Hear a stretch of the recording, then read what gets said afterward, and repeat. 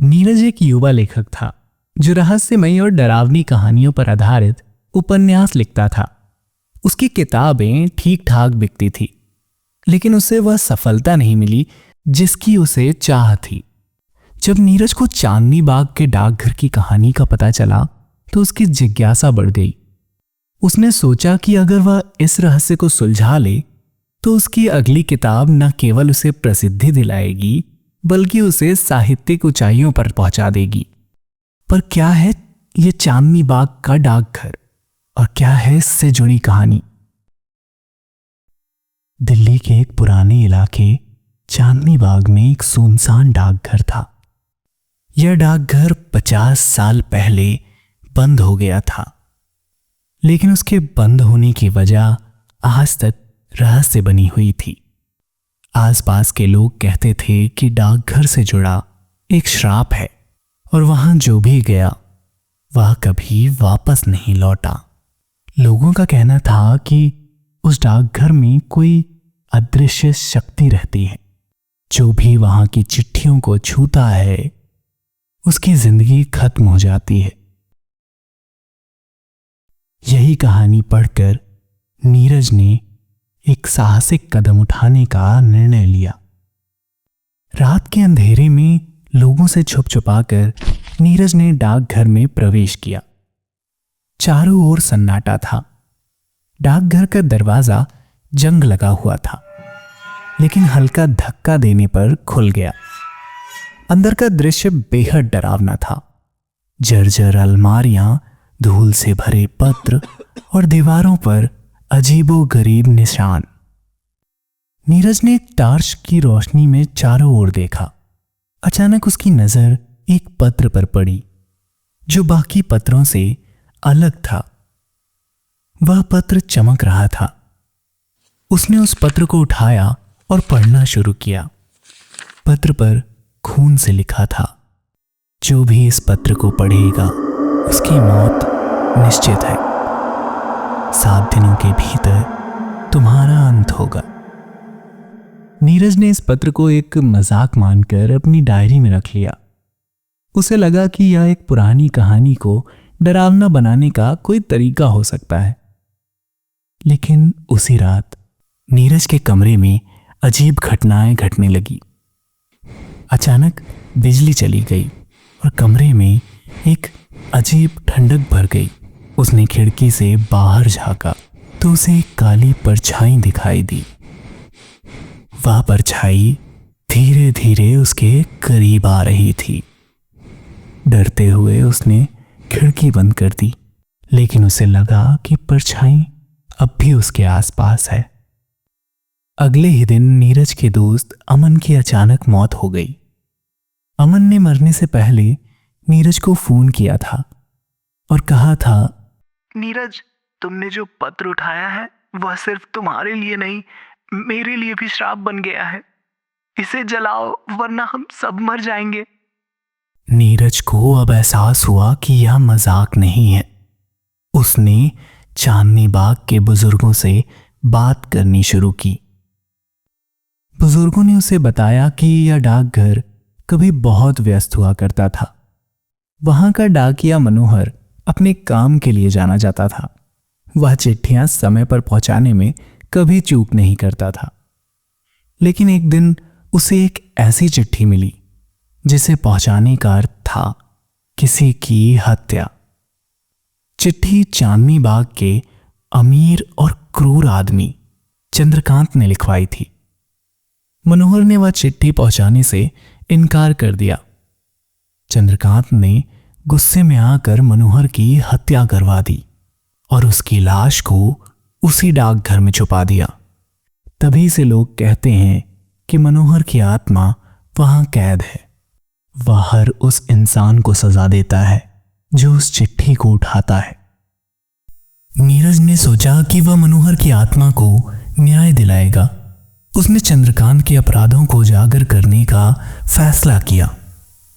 उसने पुरानी फाइलें खंगालनी शुरू की और चंद्रकांत के खिलाफ सबूत इकट्ठा करने लगा। लेकिन चंद्रकांत और उसके बच्चों ने अपनी ताकत का इस्तेमाल करते हुए चंद्रकांत को बचा लिया।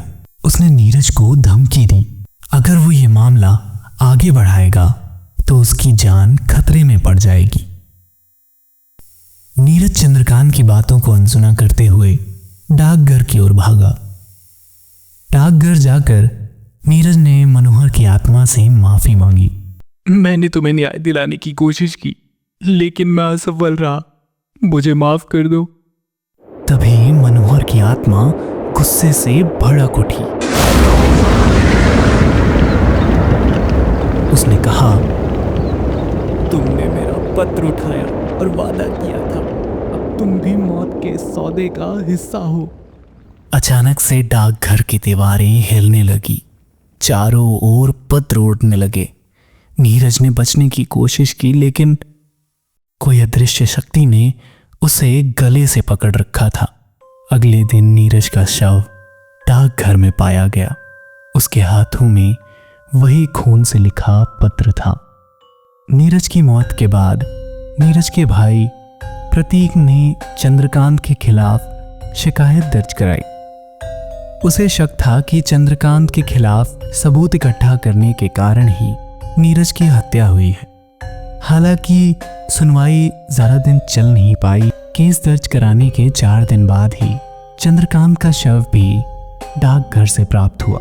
उसके चेहरे पर डर और दर्द के भाव साफ साफ दिखाई दे रहे थे, लेकिन किसी को समझ नहीं आया कि चंद्रकांत की हत्या किसने की और आखिर चंद्रकांत इस डाकघर तक पहुंचा कैसे। तब से आज तक चांदनी बाग का डाकघर बंद ही पड़ा है। लोग वहां जाने की हिम्मत नहीं करते, लेकिन हर रात डाकघर से फुसफुसाहट सुनाई देती है। मुझे इंसाफ चाहिए।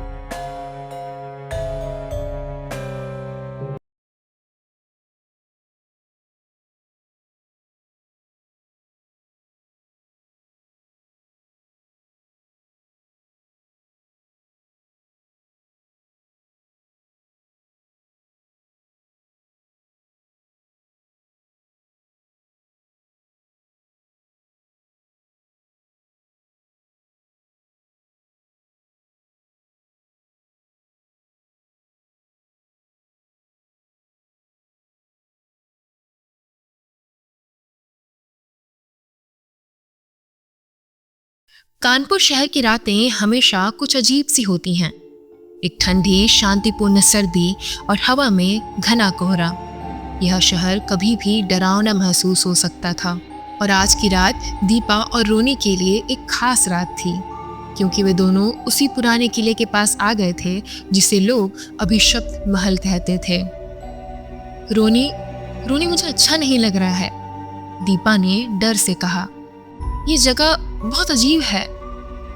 रोनी ने उसे शांत करने की कोशिश की। डर मत दीपा, ये सब सिर्फ अफवाहें हैं। हम बस एक वीडियो बनाकर जल्दी वापस लौटेंगे। लेकिन जैसे जैसे वे किले के अंदर गए और कैमरा चालू किया, तभी हवा में एक अजीब सी सरसराहट महसूस हुई, और फिर अचानक दीवारों पर खून से लिखा हुआ एक नाम उभर आया।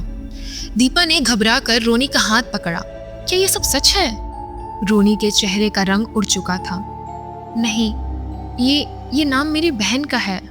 यहाँ से उनकी कहानी एक अजीब मोड़ पर आ गई।